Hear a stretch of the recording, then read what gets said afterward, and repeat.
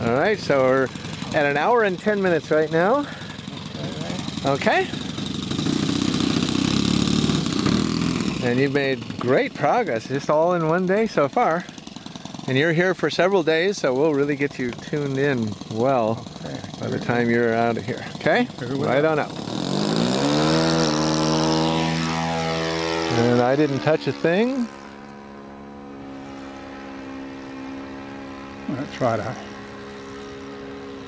be a little more graceful this time. Uh-huh. And again, up and away stuff doesn't bother me if it's not too graceful. Okay. Because it's not hurting it. Yeah. And no. As a matter of fact, I refer to the first 5 or 6 hours as the drunken sailor stage. You know, you look like you're flying like a guy that's just had a few too many, and he got in the car and started wallowing around. And as long as it's not anywhere near the ground, it's okay to wallow around. Okay, so we needed to make a left turn there, right on up. You see how it was starting to come in? Yeah. Now, that's a very, very common thing. Your brain, because of the head rotation, thinks that straight ahead is actually off to the right. It's not true, but your head is moving, and so you have a new frame of reference, and it's a changing frame of reference.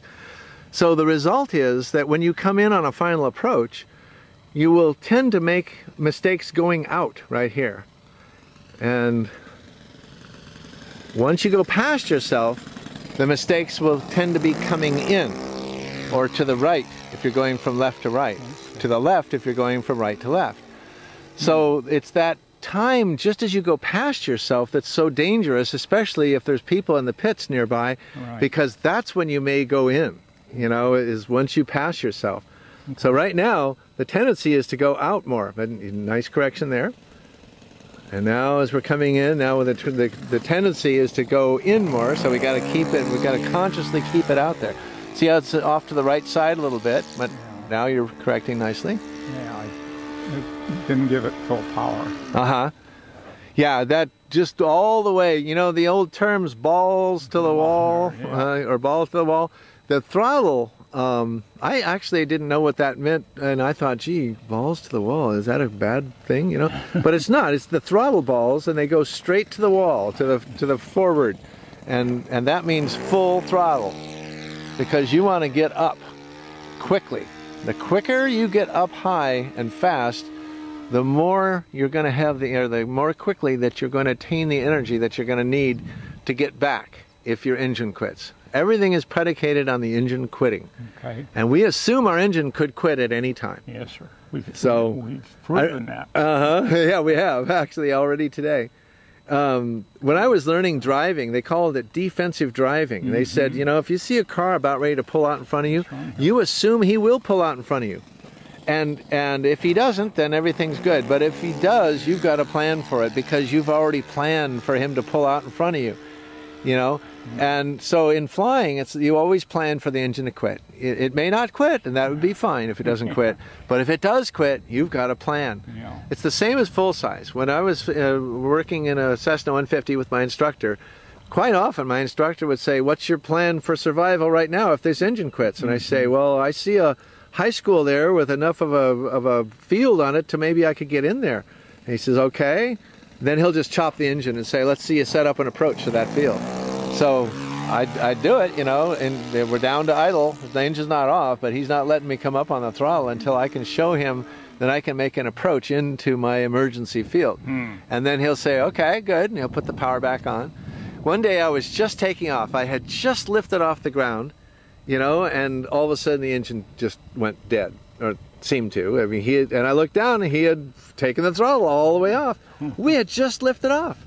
So what I did is I just kept the nose down and set up a landing on the runway. You know, that we still had half the runway in front of us. Oh, okay. And so he wanted to see that I wasn't going to pull up and get too slow and stall. Yeah. He wanted to see that I would keep the airspeed up.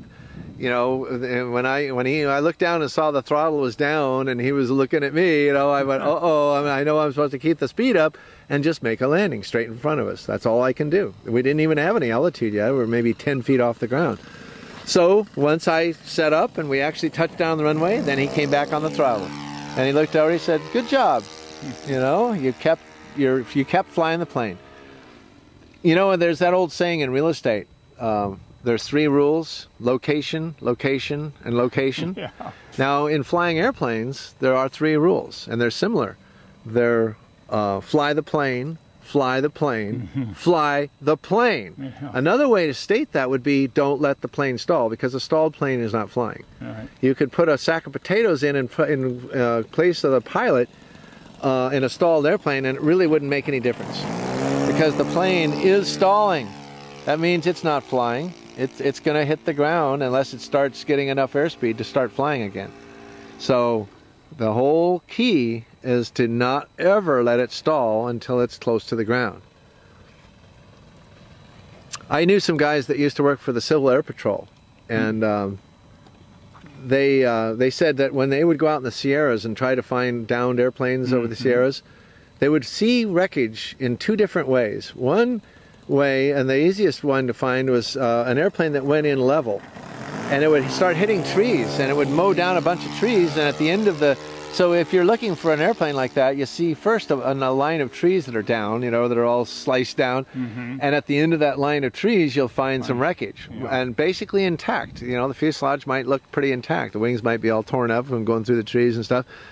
There's a chance somebody's alive in that one. But then there's other wrecks that they'll find, and they got all these trees standing up, and none of the trees were hit. The airplane went straight in on the nose, between the trees. That's history. And now nobody's alive in that one. That everything accordions in and squishes, and there's nobody possibly alive on that one. But you got to wonder, how is it that a plane went straight in on the nose? Why, you know, how could a pilot even screw up so badly that they would go straight in? Disoriented, or no, that pilot, they lost their power. You know, they were gliding, and they were trying to extend their life by holding the airplane above the trees as long as possible. And that's no good. You got to go down with control. Yeah, it's stalled, and that was it. It stalled, and once it stalled, it went straight nose in. You know, stalled, nose down, boom, dead. My instructor told me, he said, if you ever lose your engine over trees, he said, I want you to use all of your altitude up right away and turn it into speed, you know, and get really low over those trees fast, so you know, and but now he says your job when you're getting close down in there is to find 2 trees that are not big enough or not far enough apart so that your wings will get through, but your fuselage will. And he said, and now you line up with those trees and go right between them, and then your wings will break off, but that absorbs a lot of crash energy, and it will make it a lot easier on you to take it hard on the tree, on the, oops, let's stay down just because we'll just set up for another. We were a little off in the weeds there. Yeah, we were. There we are. Okay. Okay. Ready?